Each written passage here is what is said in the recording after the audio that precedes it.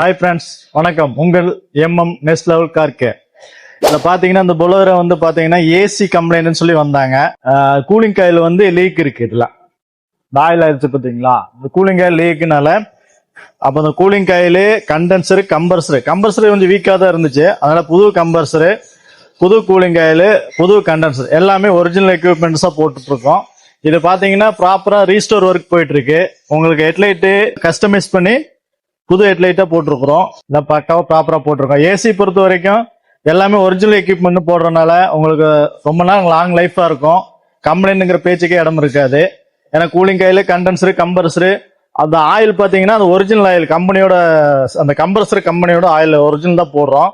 இந்த ஆயில் பார்த்தீங்கன்னா இந்த ஆயில் தான் போடணும், ஒரிஜினல் ஆயில் இது. அதே மாதிரி உங்க ஏசியில் ஏதாவது சின்ன ப்ராப்ளம் இருந்தாலும் அதை உடனே பார்த்துருங்க.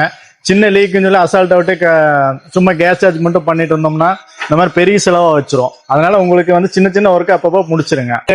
எங்கள் பேஜை ஃபாலோ பண்ணுங்க. நன்றி, வணக்கம்.